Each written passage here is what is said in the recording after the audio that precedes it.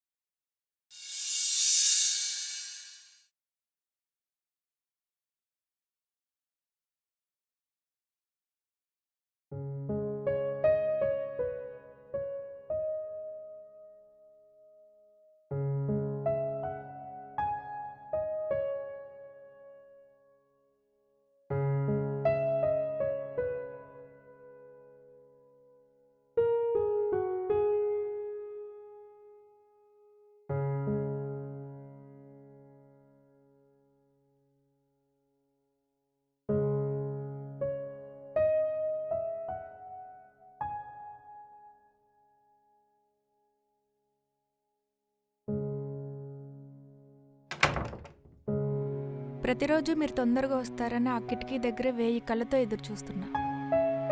8 గంటలకు వస్తానన్నారు, 11 అయింది. సారీరా, ఆఫీస్లో కొంచెం వర్క్ కంప్లీట్ అయ్యేసరికి ఈ టైం అయింది. ఎప్పుడు చెప్పే మాటేగా, మీరొక్కరే నా టీం లీడరు, ఉన్నారు కదా ఎంప్లాయీస్.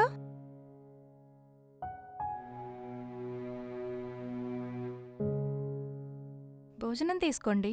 నేను తిన్నాను. మీకోసం వెయిట్ చేస్తూ ఉన్నా, ఒక్క ఫోన్ చేసి చెప్పొచ్చు కదా. నేను తినిపిస్తాలే.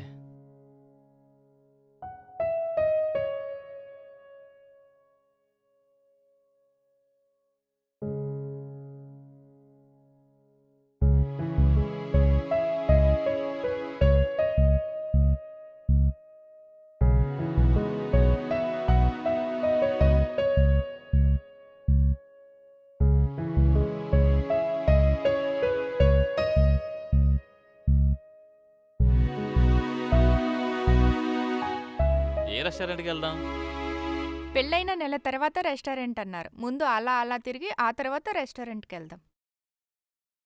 నెట్లో బుక్ చేయండి. ఎప్పుడు నెట్టేనా? సరదాగా అలా వెతుకుతూ చూద్దాం. ఎక్కడ నచ్చితే అక్కడికి వెళ్దాం. ఇలా మాట్లాడేది మీరేనా? ముందుగా తెలిస్తే మూడిపోతుంది. సరదాగా అలా వెతుక్కుంటూ చూస్తూ వెళ్తే రెట్టింపు అవుతుంది. డెస్టినేషన్ తెలిస్తే కిక్కేముంది, తెలియకపోతే ట్విస్టులుంటాయి. వాటిని అలా ఎంజాయ్ చేస్తూ వెళ్తే లైఫ్లో మజా ఉంటుంది.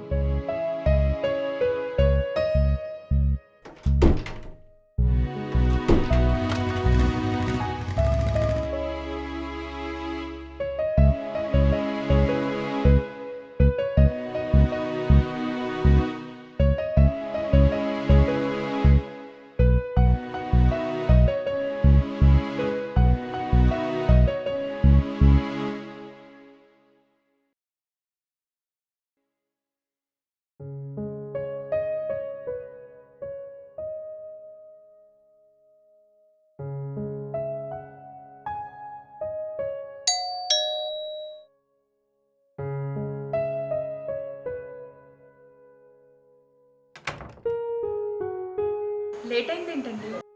స్టార్ట్ చేసావా? ఆ క్లయింట్ కూడా ఇలాగే నీలాగే. ఇలా ఎందుకు చేసావు, అలా ఎందుకు చేసావు, ఇదెందుకు చేంజ్ చేసావు, పిచ్చెక్కిస్తున్నాడు. నేనేం చేశానండి? ఇలాగే క్వశ్చన్ మీద క్వశ్చన్లు వేసి ఇంట్లోనూ ప్రశాంతత ఉండదు, ఆఫీస్లోనూ ప్రశాంతత ఉండదు.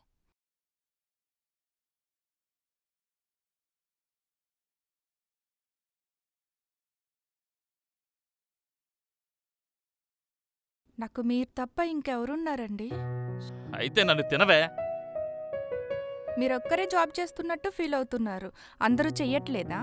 ఎక్కడ పని అక్కడ చేస్తే ఇక్కడ ప్రశాంతత ఉంటుంది. నువ్వు కూడా నాకు క్లాస్ ఇచ్చేదానివయ్యావా? అదేంటండి అలా అంటారు? మీతో మాట్లాడదామంటే కంప్యూటర్తో మాట్లాడతారు. కలిసి భోంచేద్దామంటే తినేసొచ్చానంటారు. మీరు లేనప్పుడు కూడా ఒంటరిగా అనిపించలేదు. మీరుండి కూడా మాట్లాడకపోతే ఒంటరిగా అనిపిస్తోంది నాకు. నాకు నీ మీద ప్రేమ గుండెల్లో ఉంది.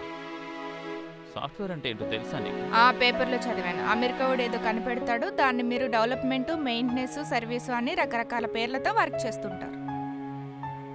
మేము ఎంతో క్రియేటివిటీగా తయారు చేస్తే వాళ్ళు యూజ్ చేసుకుంటున్నారు. బేస్ వాళ్ళు కనిపెట్టిన లాంగ్వేజ్ ద్వారానేగా చేసేది. మీరేదైనా కనిపెట్టి చెప్పండి, అప్పుడు ఒప్పుకుంటాను. అప్పటి వరకు మీరు వర్కర్సే. ఒక సీఈఓ చెప్పాడు, 7వ తరగతి పిల్లాడికి ట్రైనింగ్ ఇస్తే సాఫ్ట్వేర్ జాబ్ చేయొచ్చట. నోరు మూసుకొని వెళ్ళి పడుకోవే. నిజాలు ఎవరికి నచ్చవులేండి. సాఫ్ట్వేర్ జాబ్ అంటే పేపర్లో చదివింది కాదు, సంపాదించేవాడు తెలుస్తుంది ఆ బాధ ఏంటో. అంటే మీరు సంపాదిస్తున్నారని పొగరా? రేపటి నుంచి నేను సంపాదిస్తా. సంపాదించావులే. మీకంటే ఎక్కువ సంపాదిస్తా. జాబ్కి వెళ్తావా? వెళ్ళి చేసుకో, ఊరేగు, నాకేం సంబంధం లేదు. వెళ్తాను. నాకేమన్నా భయం అనుకుంటున్నారా ఏంటి? కావాలంటే తీసుకెళ్ళి డ్రాప్ చేసి నేనే తీసుకొస్తాను. అక్కర్లేదు.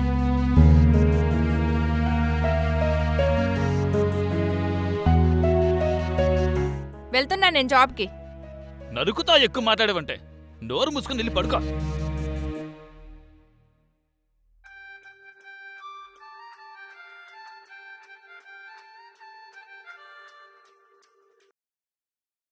హలో అమ్మా. వెళ్తున్నారా హాస్పిటల్కి? వెళ్తున్నాంలే, నీదో నస. నీకు తెలియదులేరా, చిన్నపిల్లాడివి. అమ్మాయికి ఫోన్ ఇవ్వు.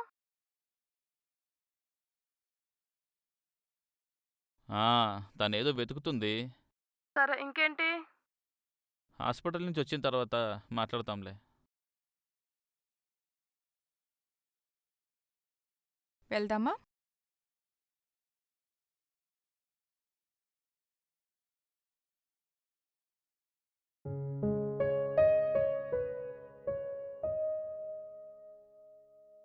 ఇద్దరు రిపోర్ట్స్ వచ్చాయి. అయితే ఏంటి డాక్టర్ ప్రాబ్లం? చెప్పండి సార్. తందేనా ప్రాబ్లం? నాకు తెలుసు డాక్టర్. కాదు, నీది. రెగ్యులర్గా ఈ మెడిసిన్ యూజ్ చేయండి. అప్పుడప్పుడు జిమ్, యోగా లాంటివి చేయండి, చాలు.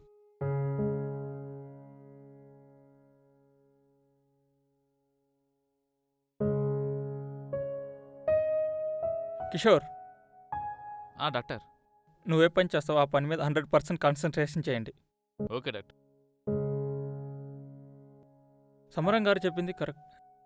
సాఫ్ట్వేర్ ఇంజనీర్లు ఉంటారు, ఎంతమంది వాళ్ళు ఫెయిల్యూర్ అండి. వాళ్ళు పూరగలని మీ దగ్గరికి అండి వస్తారండి. ఇప్పుడు వస్తున్నారు, చాలా మంది వస్తారు. వాళ్ళు ఎక్కువ వచ్చేది సాఫ్ట్వేర్ ఏంటి వాళ్ళ సమస్య? వాళ్ళకి స్ట్రెస్ అండి, టెన్షన్. వాళ్ళకి మూడు కానీ పెళ్ళం కానీ అసలు మూడు పెళ్ళాలి కాదు, వాడు బాస్ మూడు వాడికి. వాడు ఎప్పుడు బుర్రలో ఉంటాడు. లేదా వాడికి ఎవరైతే క్లయింట్ ఉంటాడే వాడు టైం ఇప్పుడు చేయాలి టార్గెట్. వాడు రేపు వారం రోజులు ఇవ్వాలంటే వాడే బుర్రలో పని చేస్తున్నాడు. ఇంక ఇవన్నీ ఆలోచనకుంటుంది. భార్య సరదాగా మాట ఆ టైం ఎక్కువ ఉంటుంది. వీడు చేయలేవు. ఎప్పుడు టార్గెట్ భార్యతో టార్గెట్ వాడు. అవును. ఎంత ఇప్పుడు మీరు విడాకులు కూడా చూసినట్లయితే 30% వెళ్తే 80% ఇంజనీర్లు, సాఫ్ట్వేర్ ఇంజనీర్లే. మీ దగ్గరికి వచ్చే పేషెంట్లతో పోలిస్తే సాఫ్ట్వేర్ వాళ్ళకి వస్తున్న ప్రత్యేక సమస్యలు ఏంటి?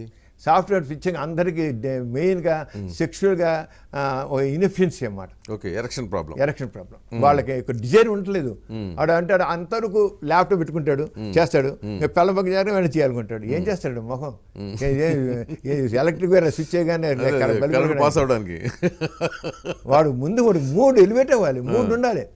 ఆ 3 అనేది రోజంతా కూడా కాస్త ఉండాలి, సరదాగా ఉండాలి. వాడు సరదాగా కబుర్లు చెప్పుకోవాలి. మన ఇద్దరం చక్కగా మాట్లాడుకుంటున్నాం. అవును. ఆ రంగా సరదాగా ఎక్కువ మాట్లాడుతాడు. వాడు ఎప్పుడు బుర్రంతా వాడంతా ఆ కంప్యూటర్లో కొట్టుకుంటూ చూసుకుని సరిపోతుంది. కానీ వాడు ఎక్కడ వాడు రొమాంటిక్గా ఆలోచన ఎక్కువ ఉంది మీకు. ఇప్పుడు మీరు చెప్పిన దాని ప్రకారం సాఫ్ట్వేర్ వాళ్ళకి పిల్లనివారేమో ఇక ముందు వేస్ట్ అయ్యి నిజంగా అడిగితే. అవునా? చాలా మంది ఉన్నారు బాబు దాంట్లో. చాలా మంది అంటే మామూలు పని పాటలు లేని వాళ్ళు ఏమంటే వేరే విషయం. కానీ ఎవరైతే బిజీగా ఉన్నారో వాళ్ళందరూ ఆల్మోస్ట్ అడగండి అమ్మాయిల్ని. 90% ఇంతేనా? 80% ఉన్నారు. 80% of the software people, they are not enjoying with sex because of stress or clients. ఈ సిగ్నల్స్ ఒకటి. ఏంటండి అంత తీవ్రంగా ఆలోచిస్తున్నారు? మనకు పిల్లలు పుడతారండి. ముందు ఈ టాబ్లెట్ వేసుకోండి. అక్కడ పెట్టు, తర్వాత వేసుకుంటాను. డాక్టర్ టైం టు టైం వేసుకోమన్నారు. నాకు తెలుసులే ఎప్పుడు వేసుకోవాలో. అక్కడ పెట్టు.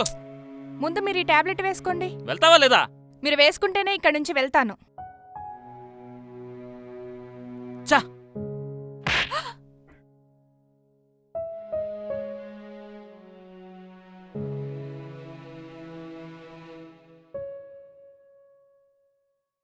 అమ్మా ఇస్తున్నాలే. ఇదిగో ఫోన్ తీసుకో.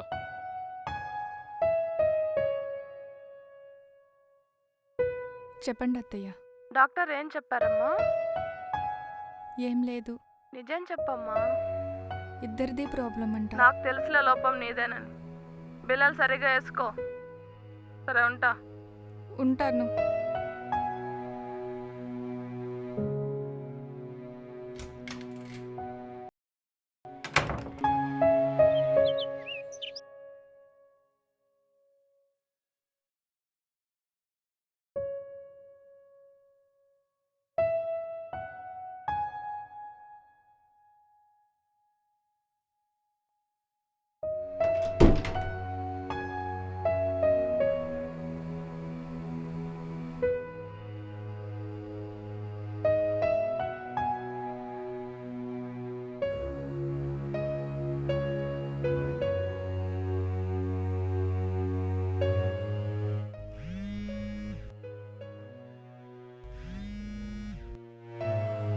హలో, నేనేం విందలుచుకోలేదు. నాకేం అవసరం లేదు. వద్దు.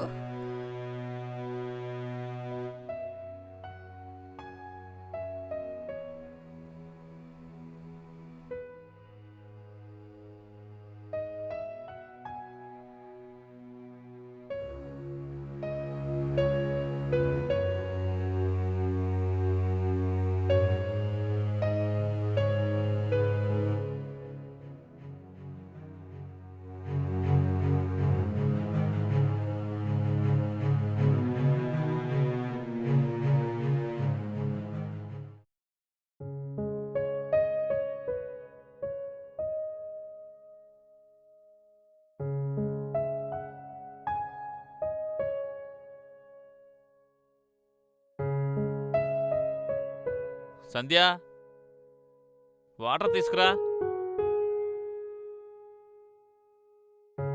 సంధ్య, వాటర్ తీసుకురామ్మా. సంధ్య, సారీ సంధ్య, నీతో చాలా రూడ్గా బిహేవ్ చేశాను. నీతో అలా మాట్లాడకుండా ఉండాల్సింది.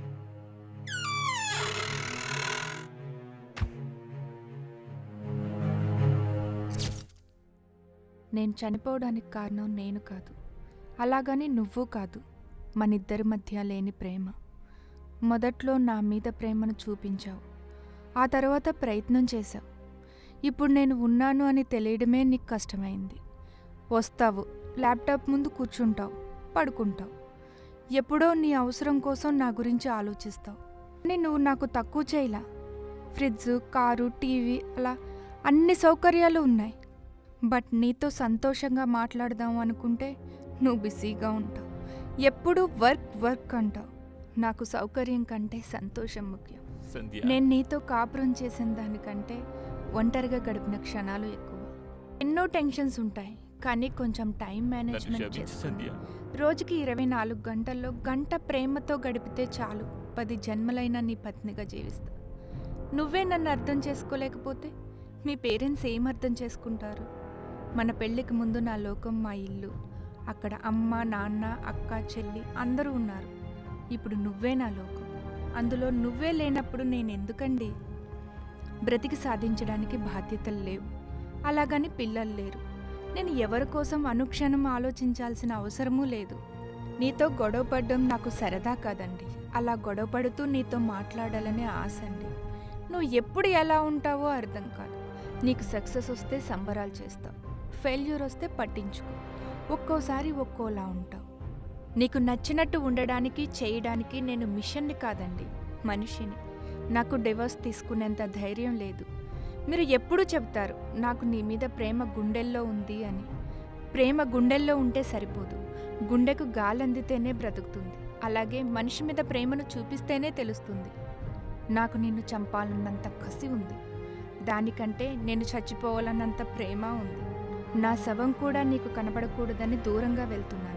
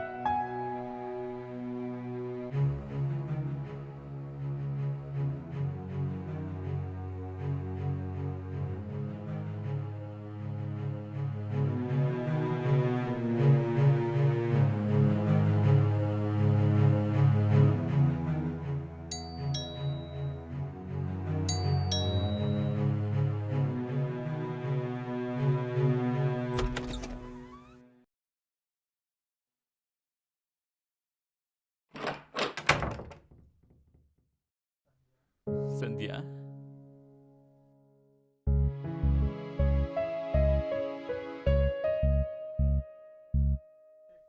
నన్ను క్షమించు సంధ్య.